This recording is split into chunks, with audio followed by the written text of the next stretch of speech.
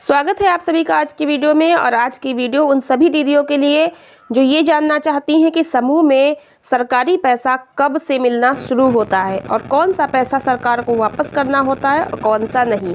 पहले भी मैं कई वीडियोस पर अपलोड कर चुकी हूँ, आप लोगों ने शायद देखी होंगी, जिसमें आप लोगों ने ये जाना होगा कि समूह में एसआरएफ का पैसा मिलता है, आरएफ का पैसा मिलता है, सीआईएफ का पैसा मिलता है और सीसीएल भी होता है।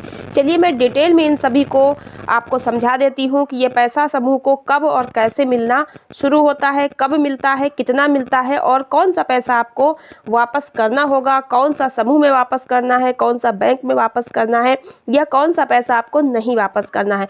सारी जानकारी हम आपको डिटेल में समझा देंगे। वीडियो को लाइक और शेयर करना बिल्कुल मत भूलिएगा। अभी से लाइक कर दीजिए और साथ ही चैनल को सब्सक्राइब कर लीजिए। इसी के साथ डिस्क्रिप्शन में आपको एसएसजी वॉइस लिंक मिलेगा, उस पर क्लिक करके उस चैनल को भी सब्सक्राइब कर लीजिएगा। उस पर भी आपको समूह से रिलेटेड जानकारी मिलती रहेंगी। चलिए वीडियो को शुरू करते हैं। समूह को मिलने वाले सरकारी लाभ में सबसे पहला जो पैसा यानी फंड मिलता है वो समूह गठन के 3 महीने के बाद मिलता है। अब यहाँ पर दीदी कुछ इंपॉर्टेंट बातें आपको ध्यान में रख लेनी है। जैसे कि आपने एक समूह बनाया, समूह बनाने के बाद उसका 1 महीने के बाद बैंक में खाता खुलता है, जो कि समूह के नाम से खुलता है, किसी दीदी के नाम से नहीं खुलता है।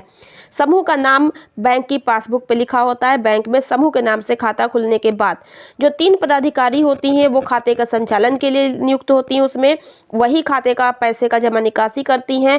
तो उसके लिए आपको एक मोहर भी बनवानी होगी, तो तब आपके पास ये पैसा नहीं आया होगा। खाता खुलने के बाद जब आपका समूह एनआरएलएम पोर्टल पर रजिस्टर्ड हो जाता है उसके बाद ही पैसा मिलता है। तो 1 महीने के बाद अगर आपका खाता नहीं खुल पाया है तो फिर आपका देर में खुलेगा, तो ये पैसा भी देर में आपके खाते में आ पाएगा। और कभी कभी सूची या लिस्ट जाने में भी समय लग जाता है, क्योंकि एक समूह के लिए लिस्ट नहीं बनती है, कई समूहों का पैसा मंगवाने के लिए लिस्ट ब्लॉक स्तर से जिला स्तर पर जिला से आगे भेजी जाती है, जिससे आपको पैसा मिलने में 3 महीने से अधिक का समय, 6 महीना भी, 8 महीना भी लग सकता है।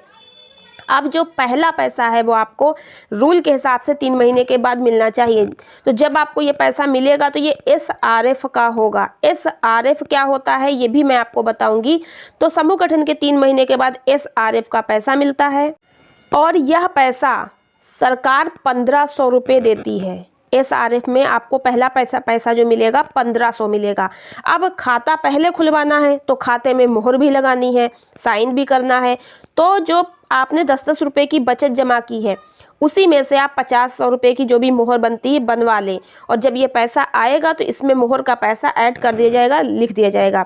तो इस 1500 रुपये से आपको समूह के लिए कुछ सामान खरीदना होता है। जैसे कि इसमें रजिस्टर लिखे हैं, लेकिन रजिस्टर अगर खरीदने होंगे तो 1500 के स्थान पर 2000 रुपये आता है, ठीक है।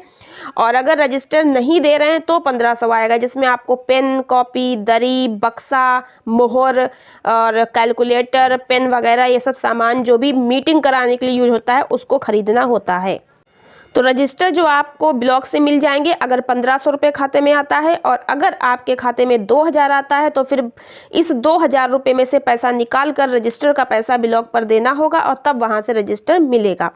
तो ये सारा सामान खरीदने के बाद इसकी जिम्मेदारी अध्यक्ष की होती है। अध्यक्ष ही इस पैसे को लेकर के सचिव और कोषाध्यक्ष या बाकी दीदियों की सहमति से बाजार जा करके सामान खरीद कर अपने पास रखती है, क्योंकि वो अध्यक्ष ही समूह की है जो मीटिंग करवाती है। अध्यक्ष ही प्रथम स्थान पर समूह की होती है। समूह को देख रेख की जिम्मेदारी, समूह संचालन की जिम्मेदारी अध्यक्ष की ही होती है। और यह पैसा बैंक को वापस नहीं करना पड़ेगा। यानी एसआरएफ का जो 1500 है उससे आपने सामान खरीद लिया, वो खर्च हो गया, उससे दरी बक्सा वगैरह खरीद लिया है, बक्से में रजिस्टर रखोगे, पैसा रखोगे और फिर कुछ पैसा उसमें से निकाल कर बैंक में भी जमा करना है। थोड़ा बहुत जैसे कि आप अगर चाहें तो इमरजेंसी के लिए आप थोड़ा पैसा अपने बक्स में रख सकते हैं। जैसे शुरुआत में इतना पैसा ही नहीं होता है, थोड़ा ही बहुत होता है, तो उसी हिसाब से मैनेज कर सकते हैं। अधिक से अधिक आप अपने बक्से में 3000-2000 रुपये रख सकती हैं। वो भी सबकी सहमति से दिखा करके कि देखो भाई इतनी दीदियाँ पैसा इसमें रख दिया है, चाबी लगाकर, ताला लगाकर सुरक्षित रखा जाता है। और ये दरी बक्सा जो है सब कुछ अध्यक्ष के पास रखा रहता है, और जब मीटिंग करानी होती है तो दरी वरी बिछा के मीटिंग गोल गोल बैठकर समूह की कराई जाती है। अब ये एसआरएफ का पैसा ना तो बैंक में वापस करना है, ना समूह के खाते पर डालना है, ना तो आपको कभी भी सरकार को पैसा वापस करना है, क्योंकि ये खर्च हो गया और ये आपको सामान खरीद लिया, बस खत्म।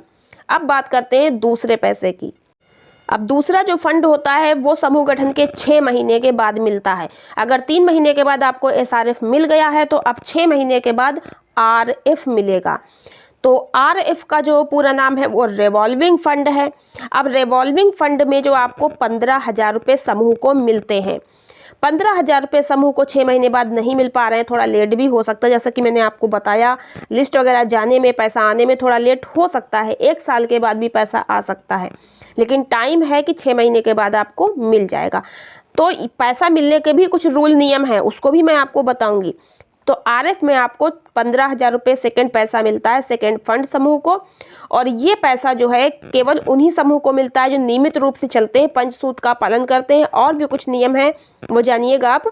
इस पैसे का उपयोग किसी भी काम को करने में कर सकते हैं, यानी कि कोई भी रोजगार, आपको कोई रोजगार करना है समूह की दीदियां। अब 15,000 रुपये कौन दीदी लेगी? अब समूह में मान लीजिए 10 दीदी हैं और 10 दीदी इस पैसे को लेना चाहती हैं, तो ये पैसा थोड़ा थोड़ा सबके हिस्से में आएगा, जिससे कोई रोजगार तो नहीं हो सकता है। छोटी मोटी आवश्यकता पूरी हो सकती है, जैसे किसी बच्चे की फीस जमा करनी है, किसी की दवाई लानी है, ऐसे छोटी छोटी ज़रूरतें पूरी हो सकती हैं। तो ये आपसी सहमति पर निर्भर करता है कि आप समूह में इस पैसे को किस तरह से बांटेंगी। पैसा आने के बाद जो मीटिंग होती है उसमें तय किया जाता है किस दीदी को अधिक आवश्यकता है और कितने पैसों की आवश्यकता है। तो सभी लोग सहमति से निर्णय पास करके उस दीदी को देंगी पैसा। अगर मान लीजिए किन्हीं 3 दीदी को बहुत आवश्यकता है तो 3 दीदी को आप 5-5 हज़ार दे दीजिए। 2 दीदी को आवश्यकता है 2 को, 1 को आवश्यकता है तो 1 को पूरा दे दीजिए। या सभी को अगर सहमति है थोड़ा थोड़ा लेना चाहती तो सभी लोग थोड़ा थोड़ा ले लें। तो ये आपके ऊपर निर्भर है किसको कितनी ज़रूरत है, किसको पहले देना चाहिए। समूह में निर्णय करके 1% ब्याज पे पैसा दिया जाता है और दीदी हर महीने किस्त के साथ में उसको वापस कर सकती है। ठीक है, अगर अब वो 1 महीने में नहीं जमा कर पा रही किस्त तो अगले महीने जमा कर दे या 2-2 महीने की किस्त जमा करा ले। किस्त बंधवाना समूह में ही मीटिंग में तय हो जाता है कि किस महीने में कितना पैसा मूलधन और ब्याज के साथ में वापस कर सकती हैं। तो इस तरह से ब्याज के साथ में इस पैसे को समूह में वापस करना होता है। लेकिन यहाँ पर कुछ दीदी को डाउट रहता है कि कहती हैं कि 15,000 RF का वापस नहीं करना है, ये कहकर पैसा ले लेती हैं, घर बैठ जाती हैं। सबसे बड़ी गलती, RF का 15,000 आपको समूह से जो मिलता है, लोन मिलता है, ऋण मिलता है, ब्याज के साथ में समूह को वापस करना होता है। हाँ, ये है कि ये पैसा समूह को, सरकार को वापस नहीं करना होता है।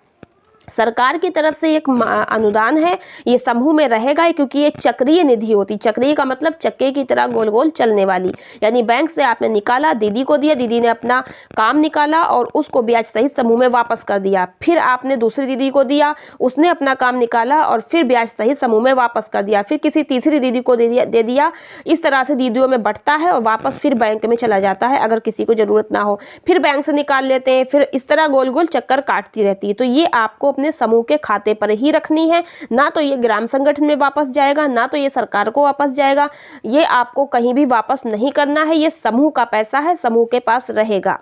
जब तक समूह चलेगा तब तक इस पैसे को समूह में ही चलाते रहिए, जिससे आपके बैंक पर जो जमा होगा पैसा उससे ब्याज भी आपका बढ़ेगा और वक्त ज़रूरत पे आपके पास 15,000 रुपये बने रहेंगे। 15,000 अगर आपके बटे भी हैं तब भी थोड़ा बहुत पैसा समूह में बना रहेगा, जो एक दूसरे की हेल्प हो सकती है।